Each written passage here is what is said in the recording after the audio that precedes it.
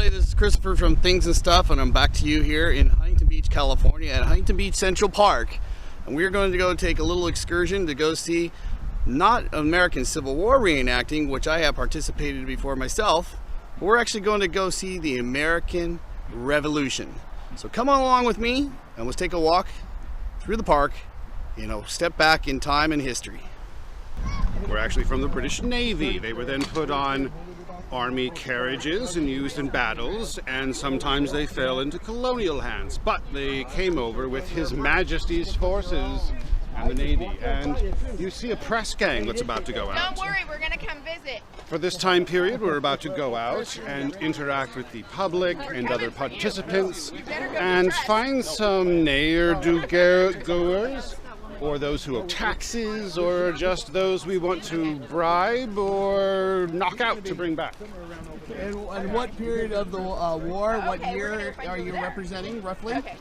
We are 1776. We don't have a specific month. How long have you been doing the reenactment yourself? I've been doing different reenactments for over 15, 20 years. So this group, though, we've been doing this for 4 years now. And we started actually not doing press gang, but with the colonials, but now we're playing with the British. And if we want, we can play with the colonials and be dirty and work with them under the table. Okay, well, thank you very much. Thank you for your time. Okay, this is Christopher. So you just saw that little bit of clip there, an interview with the fine gentleman there representing the British. And as we're walking around, we'll see various different other sites. I don't know how much talking I'm going to do for you right now. As is more or less, I'm just going to pan around and let you see. What little I can tell you is Huntington Beach Central Park has 2 reenactments a year. One, the Revolutionary War reenactment, which is fairly new. It's been going on for the last couple of years. And then we have the Civil War, which happens later in the summer season. This is an amazing park if you have not been to it. It's quite naturistic, and it lends itself to reenacting. A lot of people think that there isn't a lot of reenactment groups in Southern California, but there are quite a variety. So we're just going to walk around, take a little look at some of the setup here, and then I'll go ahead and ask some questions when it presents itself. All right, so let's just take a little tour, shall we?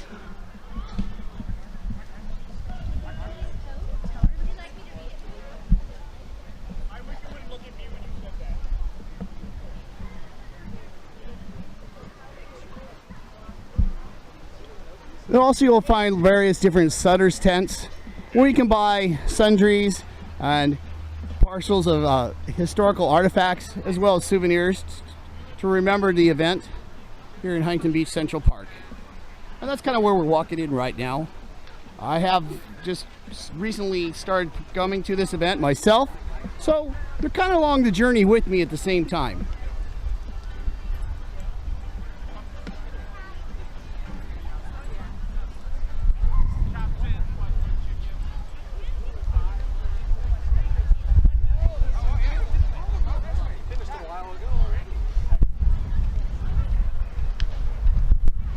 Some men from their Majesty's service.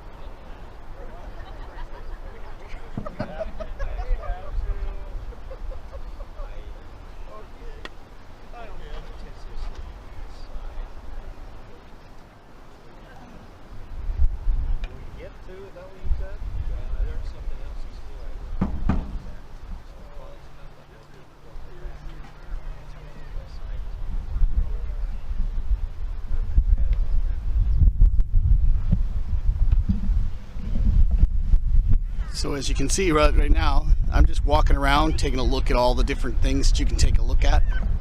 Haven't had a chance to really ask any questions yet. We'll get to that. But I just want to let you get in kind of the spirit of what I'm seeing, with a list of me talking the whole time.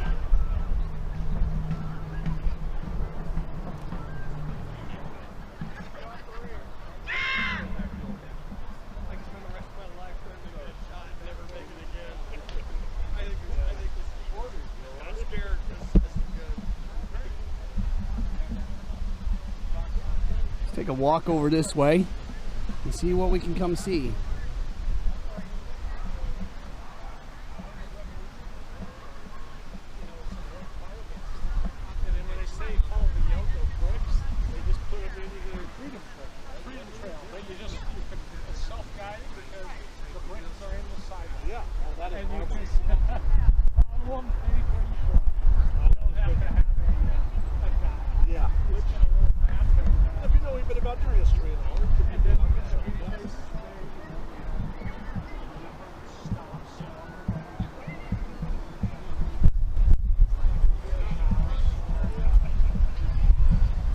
Okay, everybody, this is Christopher again from Things and Stuff. We're back continuing on our little sojourn here at Huntington Beach Central Park, and I'm meeting up with some nice folks who are representing a period from, I believe he said 1779, correct? 1779, yes, we are. Cutter Robertson Esquire at your service.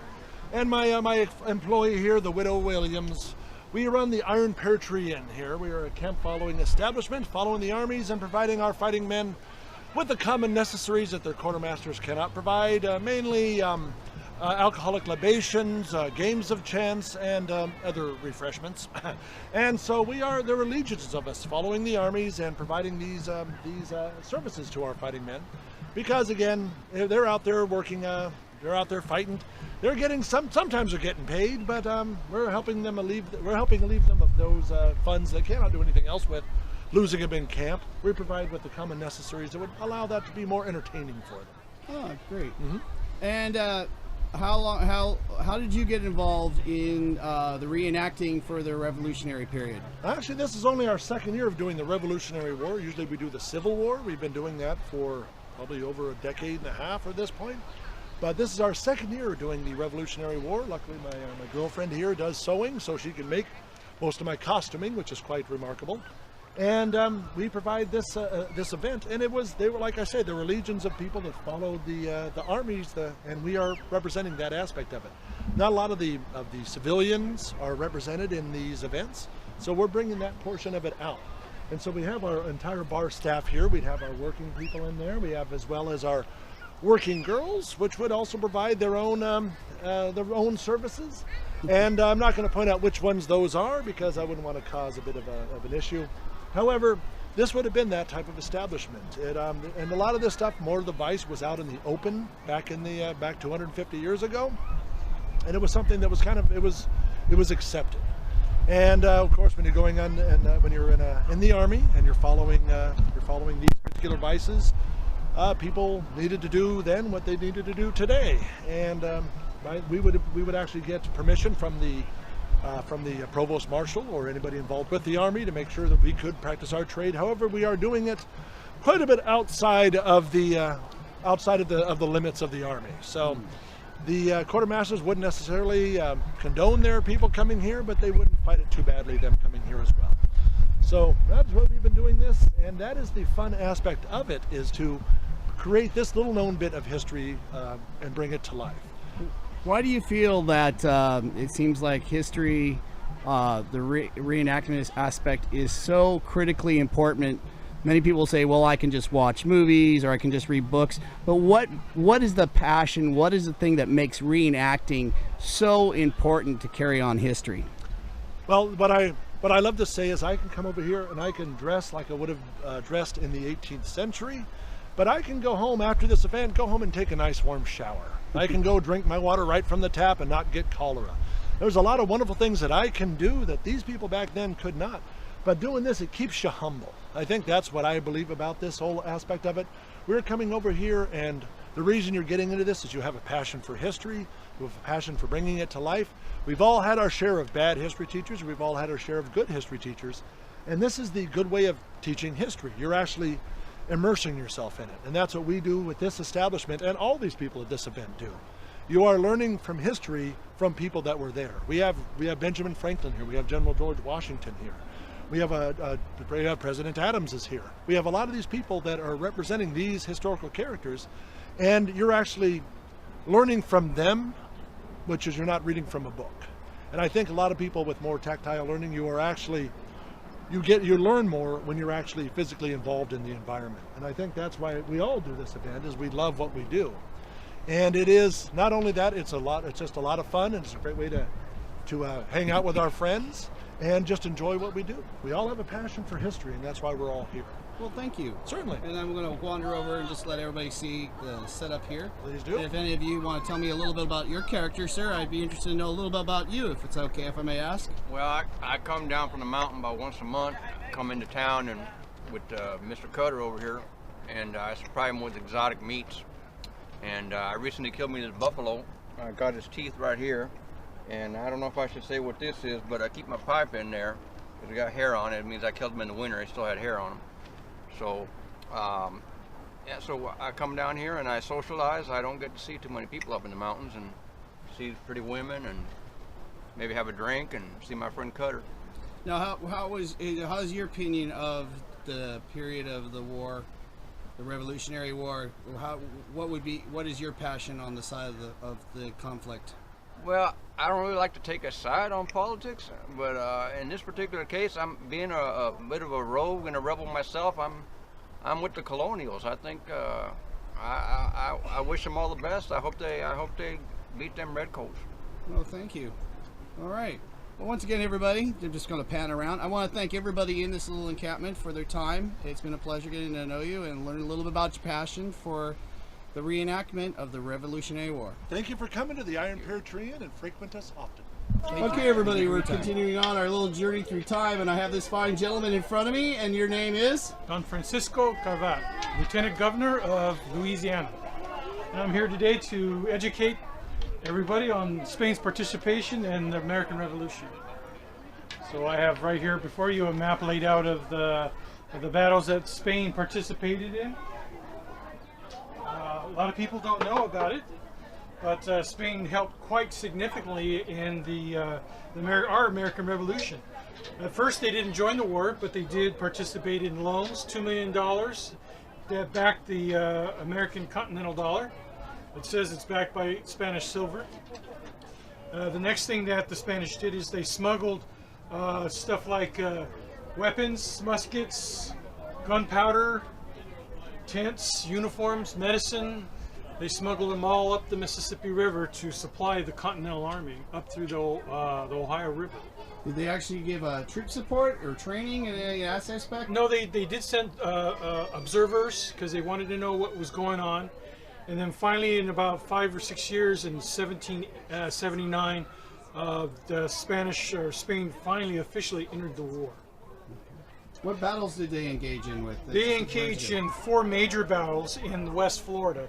The first one was Baton Rouge, Fort Butte, and they took Natchez.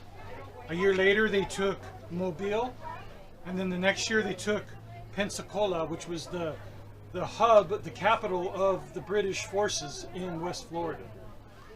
So what significance was that, and what it was so significant about it, it closed the corridor for the British having access to the Mississippi.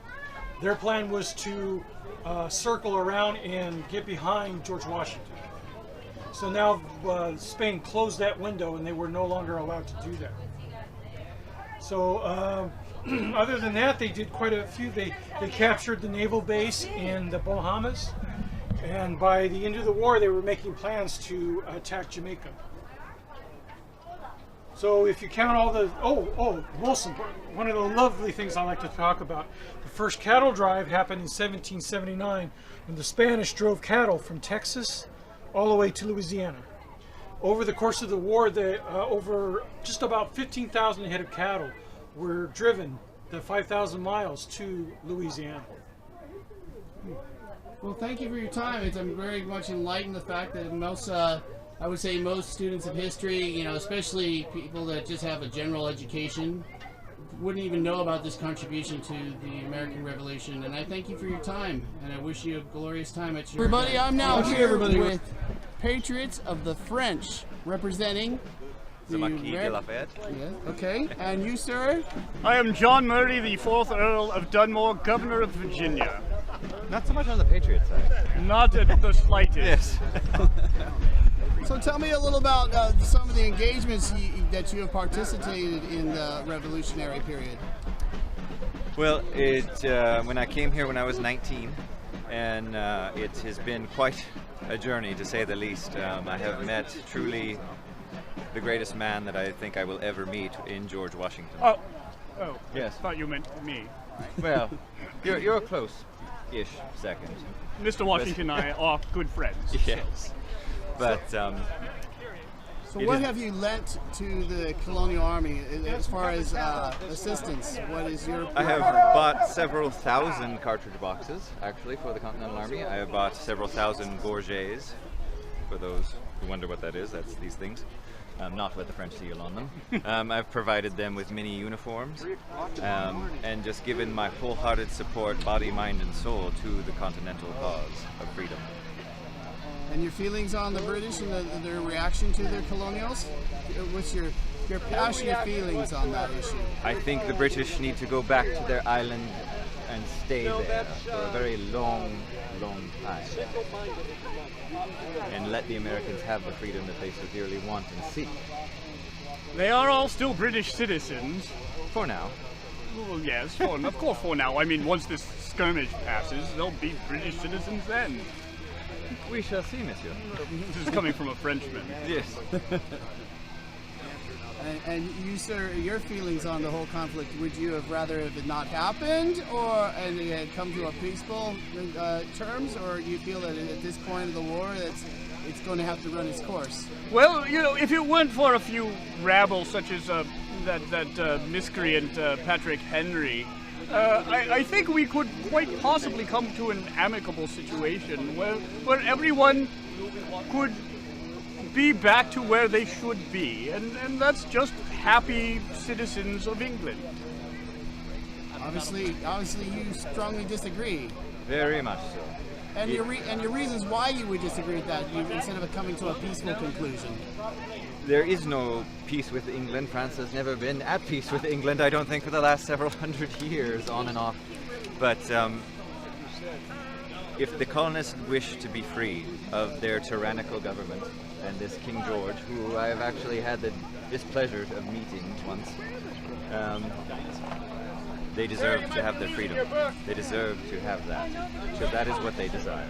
Oh, okay. Well, gentlemen, I thank you. I see you, fine sir, if you don't mind me asking, what is your opinion on the conflict between the great British forces?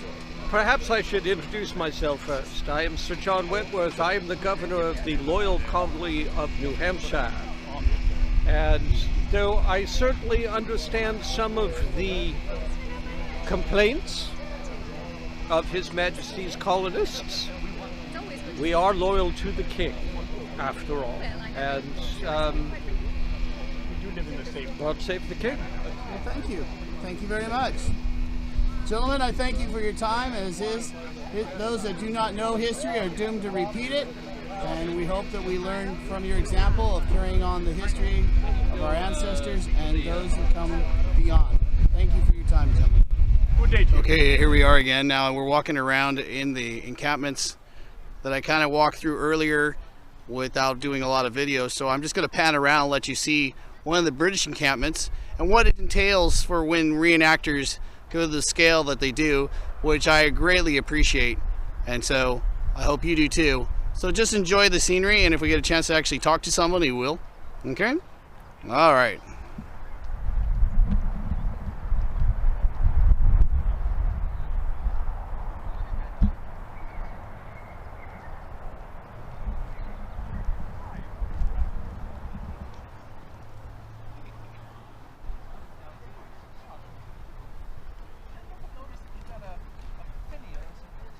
I noticed that. You don't want it, I'll take it.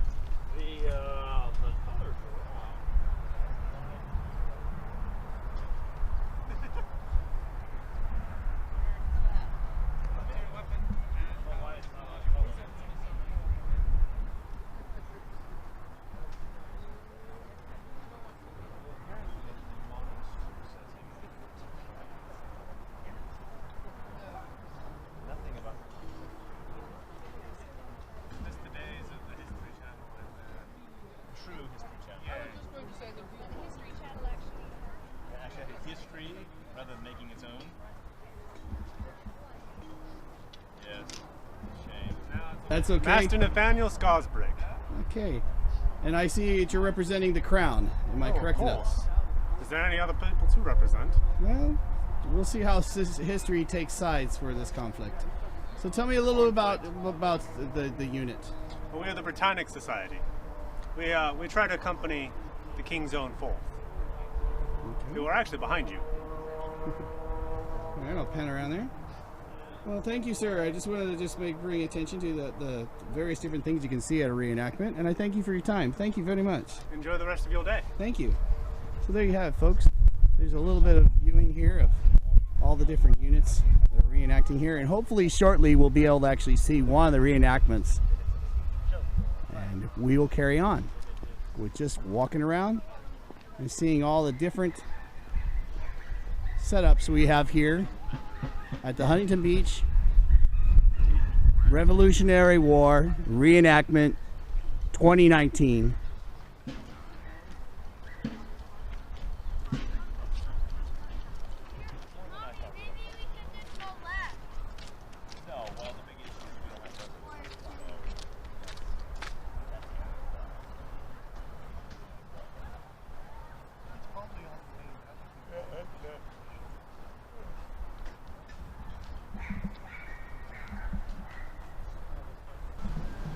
Drummer, feet, advance!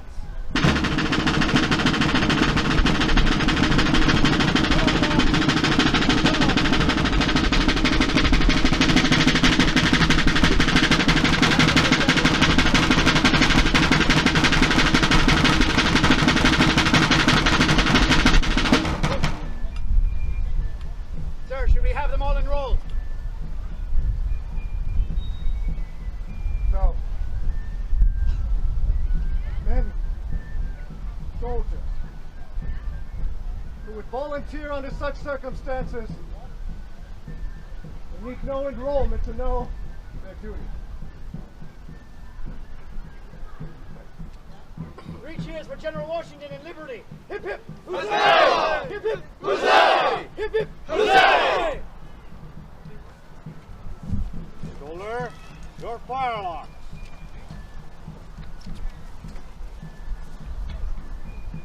Take care to form column. Wheel right by sections of 2. Wheel march. Forward. March. Forward. Wheel up.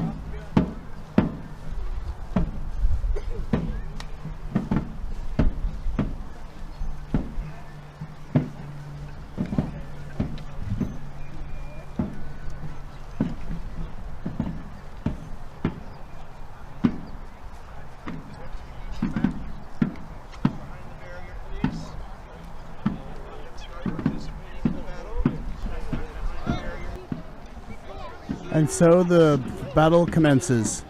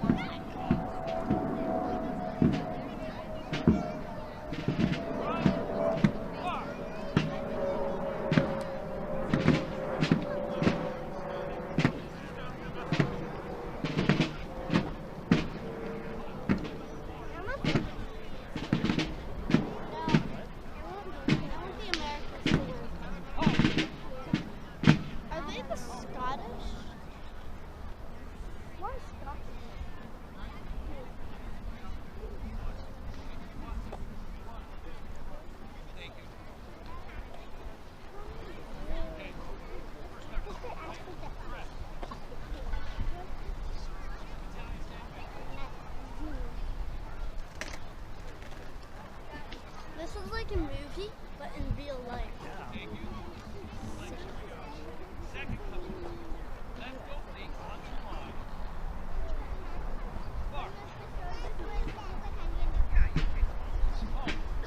Oh, there's only 2 of those. There's a bunch of them. Oh my God. Come on.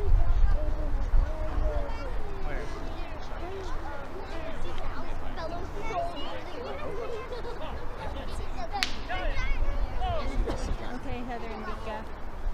Heather, Vika.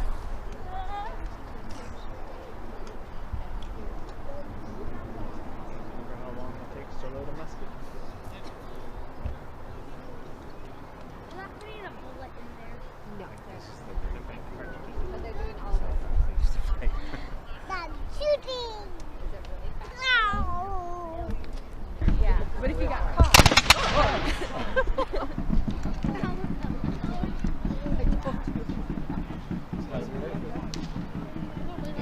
If you got caught, it would be bad.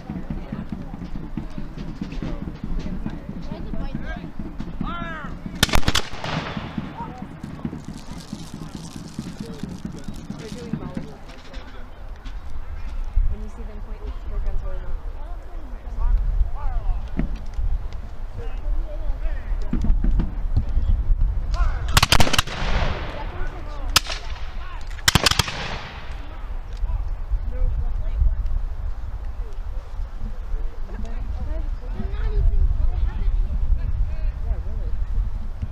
And we will continue when the rest of the battle gets closer in arms.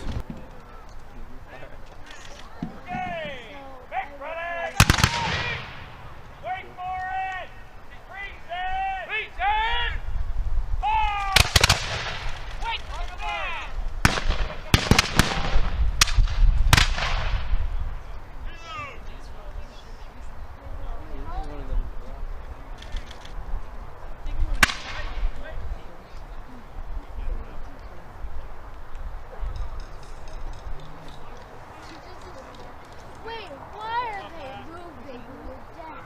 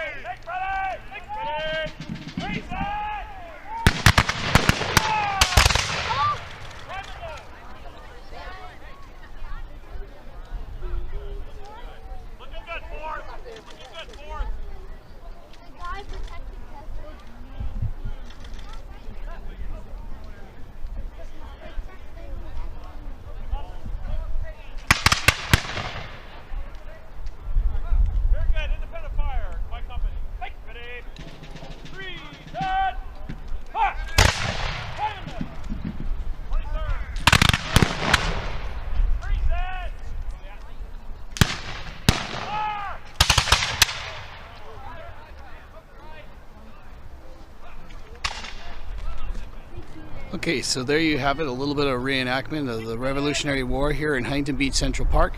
And this is concluding our video. And we hope that you get to come to the reenactments that happen twice a year. Once again, the American Revolution, and as well as the Civil War reenactment later in the summer. For right now, this is Christopher from Things and Stuff, signing off, and we'll see you at the next adventure. Maybe we'll do some things and stuff.